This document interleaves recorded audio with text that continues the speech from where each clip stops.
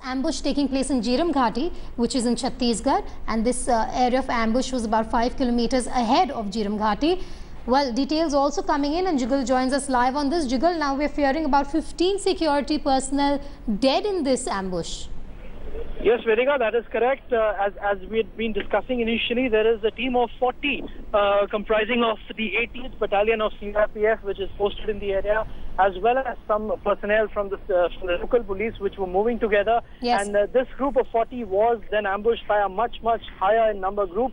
And what we are understanding that even though as of now 4 bodies have been located by the police, I can sense from the tone and tenor in which the security forces personnel are speaking and saying that they are apprehensive, they do not know about the fate of the other 35 odd. The fear is that this count could rise. As of now, as we just discussed, reinforcements have almost reached that place, because remember, even though it is a thickly forested area, but after the incident of May last year where the Congress leadership was wiped out, the forces have established a couple of camps in the area. They've increased their presence in the area, as a result of which reinforcements have been able to reach them much faster. In fact, they are almost there right now as we speak.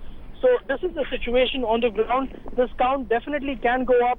I'm also given to understand that the Chhattisgarh police has requisitioned helicopters from the Indian Air Force for casualty evacuation purposes, and these helicopters have in fact flown towards the area where this incident has taken place, and they are stationing themselves in safe zones in and around this area to be able to evacuate casualties, even though as of now no bodies have been brought to the Indian Air Force helicopters. So this is the situation on the ground. Reinforcements have almost reached. The encounter and the firing has also subsided, Vedika. That's what I can tell you for now. Jugal, do stay with me. Editor Strategic Affairs Gaurav Sawant also joins me on the phone line. Gaurav, bring us up to speed with the reinforcement situation as we speak. You had told us about the choppers also being taken in as a support for the search operations, the combing operations, as well as to supervise and overlook what's really happening there. We're being told that 4 security personnel are dead in this encounter. Now we're fearing 15. What is the latest that you have? From what my sources in the Chhattisgarh police have told me is that as soon as this road opening party reached the Jiram Tongpal area, there was a multiple simultaneous attack that was launched on them from multiple locations. First there were 2 blasts, near simultaneous blasts, and after that firing started from 4 different locations. The Jawans immediately split up. There were some casualties initially. After that the Jawans started firing back. They too are understood to have inflicted at least some losses on the Maoists, but we still don't know the numbers. The encounter, we are told, is still on. Till a short while back there were reports of firing coming in. These CRPF personnel, the number is more than 40, but because of security reasons they don't want to give out, security forces do not want to give out the exact numbers, but the Maoists are numerically far superior, and additional forces are going in through the land route. Apart from that, there are some bits of information that are coming in that reinforcements could also, if required, be sent in through the aerial route. Gaurav, do stay with me. Jugal Purohit still with us. Jugal, if you remember, on the 28th of February also there was another encounter in which 5 police personnel were killed by the Naxals in... Alright, we seem to have lost the line with Jugal there. Let me put that question to Gaurav Sawant. Gaurav, this is the second time we've seen an attack on security personnel within the last 15 days. There was one other one in Dantewada that we saw where 5 police personnel were killed. So clearly with the elections coming up, and that's something even Mr. Singh pointed out, the Naxals really have this plan of stepping up their ambush attacks. Alright, the latest coming in is that the casualty figure has unfortunately gone up to 15 now. We are being told that 15 of the security personnel have been killed in this ambush. The Sukma ambush also could claim more lives. Reinforcements being sent in. Also, we're being told that this was a simultaneous blast that took place. It was a premeditated attack by the Maoists. We're also being told that there are choppers that have also been pressed into action, and there are reinforcements being sent from various areas to Tongpal in the Sukma ambush that has taken place. That's the latest coming out. The Naxal ambush, a CRPF team as well as the Chhattisgarh police team were present in that area. It was an area domination exercise that was taking place. What is also worth noting is that if you remember, in May last year, the entire Congress top leadership of Chhattisgarh was gunned down very close to this area of the Sukma ambush. We're being told that about 60 security personnel were a part of that area domination exercise that was taking place. But also what the experts that we've been speaking to are saying is that we cannot deny a link between the upcoming elections, the Lok Sabha elections, and this ambush. It was just about 10 days ago that right at the end of February, we also had another incident take place, an encounter where 5 security personnel lost their lives.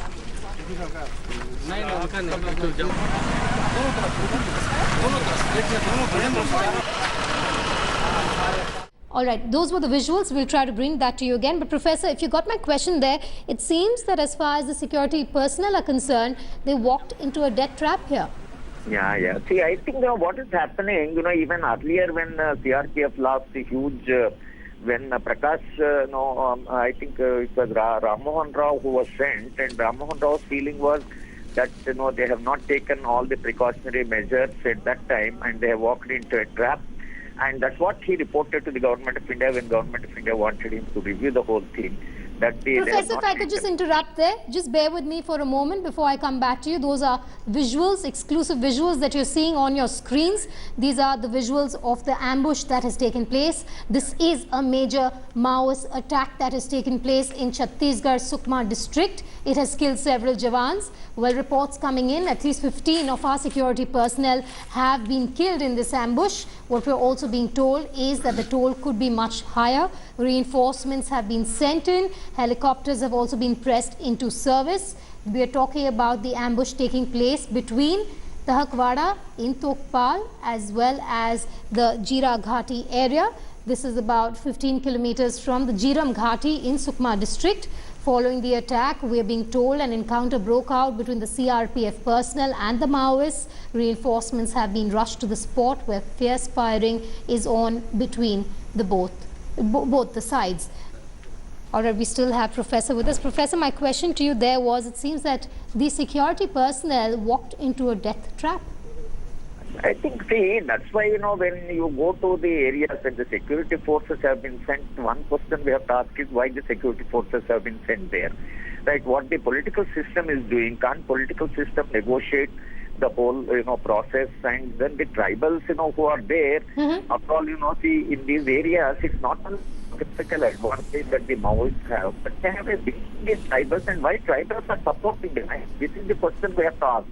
And why tribals of India do not, feel confident about Indian state, and then, ask the Maoists to go, but they seem to be completely with them. And always we have to ask the question why tribals are supporting, not why Maoists are doing what they are doing. Yes.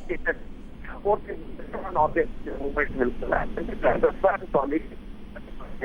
All right, we seem to be having an audio problem with Professor Hargopal there. We'll try and reconnect with him. But as we speak, I'm also joined on the phone line by Strategic Affairs expert Gaurav Sawant. Gaurav, we're being told, and you were the first one to bring this to our notice, that there were simultaneous explosions that took place, after which there was firing. Bring us details of this ambush. What the Special Task Force and Chhattisgarh police personnel are telling us, this encounter that started, this was a major ambush of the security personnel. The CRPF party was on an area domination patrol. This was almost a company strength, and because the government doesn't want to give out exact numbers, we are not giving out exact numbers of people who were a part of this operation. There were both CRPF and Chhattisgarh police personnel who were on an area domination patrol. They had barely left the Tongpal town center, 5 kilometers outside it. There were 2 near simultaneous blasts on the road. As soon as the vehicle stopped, Maoists attacked them from 4 different directions. We lost some CRPF and Chhattisgarh police personnel in the first encounter. Immediately after that, those who managed to get out of the vehicles, they retaliated.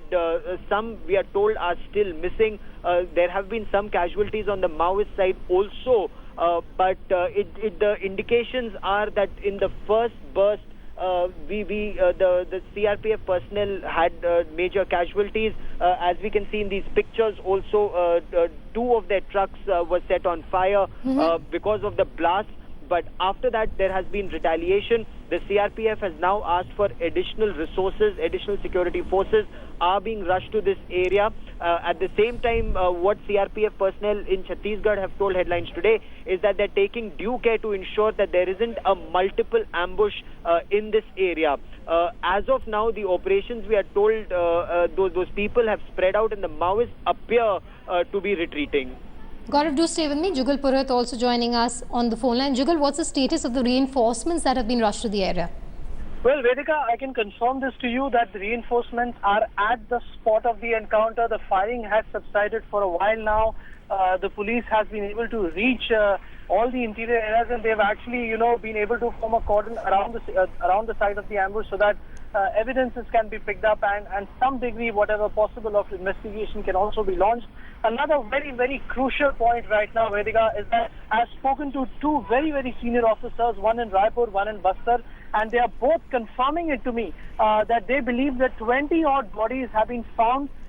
They will be reaching the area of Sukma. However, nobody as of now in terms of authority is willing to go on record. Jugal, I'll come back to you in a moment for those crucial details. More reactions coming in. Jugal Purohit and Gaurav Sawant joining us on the phone lines. Jugal, you were bringing us some latest details on this ambush. Jugal, can you hear me? Well, we'll try and reconnect with Jugal Purohit there. We also have strategic affairs we still have Gaurav Sawant joining us on the phone line. Gaurav, just take us through the latest that you're hearing on this ambush that has taken place. We also do know that the casualty figure now stands at 15, and also Gaurav, the advantage clearly with the Maoists at that point in time, the vantage point lying with them. Tell us more about this region, Gaurav, that we're talking about. Well, this is an area where Maoists tend to dominate this Tongpal Jiram area. There have been attacks here in the past also. If I could give you the latest, security forces are now telling us that they have reached this area. The Maoists are retreating as they recover their bodies, as they recover their injured personnel. There is another party that is trying to locate these Maoists who had launched this attack. That is what security forces are telling us at this point of time. The pictures that our viewers are seeing on their television screen is of the trucks of the road construction company that was carrying out a development project in this area when Maoists struck. When this incident took place, the CRPF area domination party had barely left Tongpal. They were a couple of kilometers, 5 kilometers outside Tongpal when this attack took place. They retaliated, they sought additional help, they've sought reinforcements, and as Jugal was also telling us, reinforcements have now reached them. They're dominating this area, but they're still trying to now chase those retreating Maoists. But given this densely forested area where these operations are taking place, the Maoists can simply hide their weapons and mingle with the villagers or get back to their routine life. It is becoming very difficult for the security forces to net them. Just a short while back, a senior Chhattisgarh police officer was telling us that because of elections, last time when that attack took place, when senior Congress leaders were killed, they wanted to initiate a series of operations but were told not to do so because elections were coming. It's the same situation now. So far, security forces, while they are there in numbers, they are not carrying out offensive operations to hunt and neutralize Maoist leaders and cadres. All they're doing is they're trying to dominate vital assets and vital points. The initiative, Vedika, clearly lies with the Maoists. They strike at a place and time of their choosing and simply disappear. Because the security forces are not mounting offensive operations, there is no way that they can dominate this battle, at least till after the elections. Gaurav, do stay with me. Let me also bring our viewers up to speed. Right now, what you're seeing on your screens are exclusive visuals of the ambush that had taken place. You see the security personnel trucks also that have caught fire after the entire ambush that took place. We're also being told by Gaurav and Jugal at this point that reinforcements have reached the area. It was a major attack where the Naxals ambushed a team of CRPF personnel as well as Chhattisgarh police personnel. We're talking about a team of 48 personnel who were on an exercise, then area domination exercise. Strategic Affairs Editor Gaurav Sawant is still with me on the phone line. Gaurav, this was an area domination exercise. Now, when a team of security personnel go out and venture out on these exercises, it's a given that they would tread on safe ground. Somewhere down the line, perhaps an inquiry will reveal whether standard operating procedures were followed. Were these people bunched up together? Should the road opening party have ensured this area is cleared up? That, of course, we will know only after, one, the operations are over, and then the inquiry into this incident is over. One problem that anti-Maoist operations are facing in our country is lack of consistency of officers leading these operations. If they come from the Indian Police Service, they come for a couple of years, do their tenure and go back. Whatever expertise they may have gained are not put into action year after year. Unlike, for example, when the army deals with the situation, they are continuously deployed in that area. Their training, tactics, operations are all together for those operations. Another problem that the police themselves admit is officers and men, they do not train together, they do not operate together. So they haven't been able to evolve standard operating procedures to deal with the situation. Security personnel, while they're doing a commendable job, often they are like headless chicken, just waiting to be slaughtered. Somewhere down the line, the security forces will have to evolve a strategy and an operations which has to be consistent to deal with this situation. While you put the Maoists on the back foot, you continuously dominate them, you need to carry out development projects. Somehow that doesn't appear to be happening according to experts.